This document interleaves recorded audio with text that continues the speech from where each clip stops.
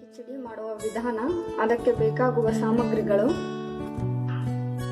ಒಂದು 4 ರಿಂದ 5 ಮೆಣಸಿನಕಾಯಿ, ಸ್ವಲ್ಪ ಶೇಂಗಾ, ಸ್ವಲ್ಪ ಜೀರಿಗೆ, ಸ್ವಲ್ಪ ಕರಿಬೇವು, ಸ್ವಲ್ಪ ಕೊತ್ತಂಬರಿ, ಒಂದು ಅರ್ಧ ಹೋಳು ನಿಂಬೆಹಣ್ಣು, ಸ್ವಲ್ಪ ಸಕ್ಕರೆ, ಶೇಂಗಾ ಹುರ್ಕೊಂಡು ಪುಡಿ ಮಾಡ್ಕೊಂಡಿಡಿ.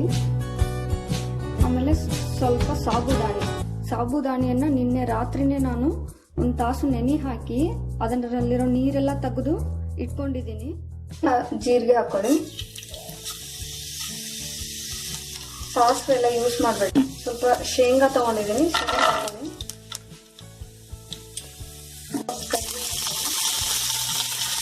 ಮೆಣಸಿನಕಾಯಿ ಹಾಕೊಂಡಿದ್ದೀನಿ. ಈ ತರ ಶೇಂಗಾ ಕೆಂಪಾದ್ಮೇಲೆ ಸಾಬುದಾನಿ ಹಾಕೊಳ್ಳಿ. ಶೇಂಗಾ ಪುಡಿ ಹಾಕೊಳ್ಳಿ. ಸ್ವಲ್ಪ ಚೆನ್ನಾಗಿ ಕಲಸಿದ್ಮೇಲೆ ಸಾಲ್ಟ್ ಹಾಕೊಳ್ಳಿ. ಆಮೇಲೆ ಸ್ವಲ್ಪ ಶುಗರ್ ಹಾಕೊಳ್ಳಿ. ಇದನ್ನು ಚೆನ್ನಾಗಿ ಮಿಕ್ಸ್ ಮಾಡ್ಕೊಳ್ಳಿ ಎಲ್ಲ.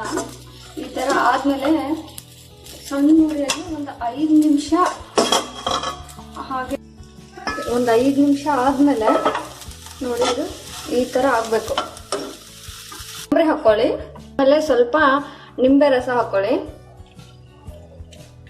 ಸಾಬುದಾನಿ ಕಿಚಡಿ ರೆಡಿ ಆಗಿದೆ.